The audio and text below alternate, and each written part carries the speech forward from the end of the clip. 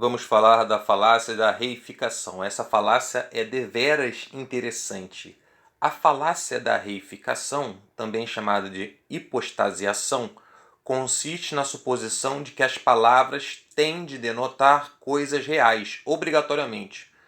Pelo fato de que podemos admirar a vermelhidão de um pôr do sol, não temos de ser levados, pela existência da palavra, a supor que a vermelhidão é uma coisa, ou seja, que a vermelhidão é uma coisa em si real, concreta. Quando vemos uma bola vermelha, uma mesa vermelha, uma caneta vermelha e um chapéu vermelho, cometemos a falácia da reificação caso suponhamos que há um quinto objeto presente, a vermelhidão, junto com a bola, a mesa, a caneta e o chapéu. Aí você achar que uma sensação, nesse caso foi um exemplo de sensação, né? Mas existem outros exemplos. No caso, uma sensação é também um objeto, ou uma ideia abstrata, melhor dizendo, é um objeto. Vamos a um exemplo. Extraímos a brancura das nuvens e inserimos numa barra de sabão imaculada. Já que a brancura das nuvens não é um objeto, não pode ser processada como uma coisa material. Transformar qualidades descritivas em coisas é apenas uma das formas de reificação. Podemos também cometer o erro de supor que os substantivos abstratos são objetos reais.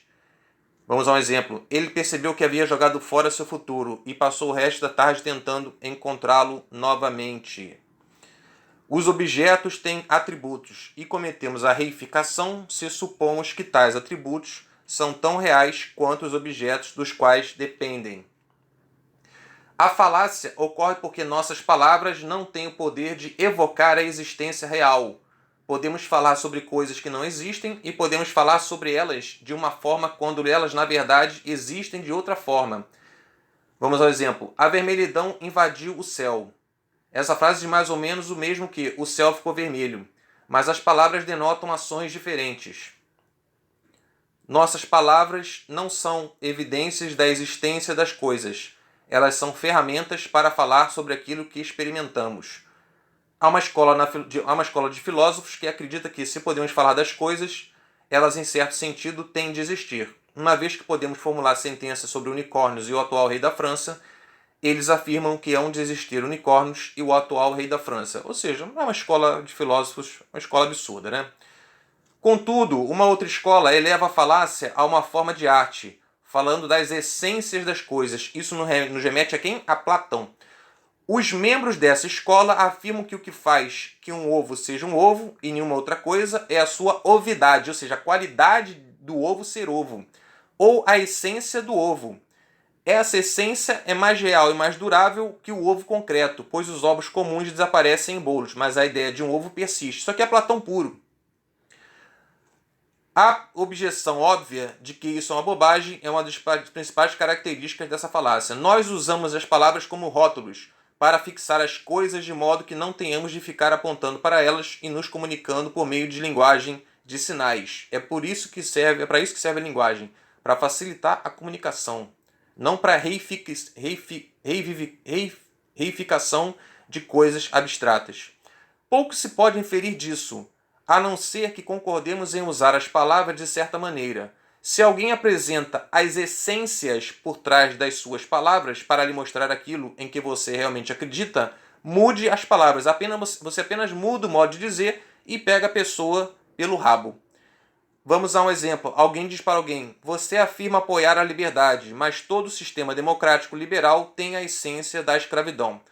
A outra pessoa diz: tudo bem, então chamemos de escravidão e deixemos claro que, com escravidão, queremos dizer às pessoas votando segundo sua vontade nas eleições diretas, imprensa livre e um sistema judiciário independente, etc. Comentário a esse exemplo. Essa é uma tática desconcertante. O acusador pretendia que a antiga imagem dos escravos sendo açoitados nas plantações fosse transferida para a descrição das democracias ocidentais. O uso da falácia da reificação pode ser dirigido para mostrar que aquilo que as pessoas dizem apoiar envolve-as no apoio à sua posição. Porra, isso aqui é importantíssimo, hein? Vou repetir, hein? O uso da falácia da reificação pode ser dirigido para mostrar que aquilo que as pessoas dizem apoiar ou acreditam envolve-as no apoio à sua posição. Simplesmente pegue todos os conceitos abstratos, transforme-os em entidades reais e comece a demonstrar que as suas reais naturezas estão de acordo com aquilo que você estava dizendo. Fantástico, estão percebendo? Essa é uma coisa sutil, mas ela existe por aí, tome cuidado. Vamos a um exemplo terminal. Você diz que Deus existe, mas examinemos esta ideia de existência. Podemos falar sobre mesas que têm existência, cadeiras que têm existência e assim por diante. Mas, no que se refere à existência pura, é preciso eliminar as mesas e cadeiras e todas as coisas que existem e ficar apenas com a existência em si. Ao eliminar tudo que existe, não existe nada. Então você pode ver que a existência do seu Deus é o mesmo que a não existência. Afinal de contas, ele nunca dirá que a não existência não existe. A falácia da reificação, transformar objetos, entre aspas, objetos, entre aspas, abstratos em objetos concretos da vida real.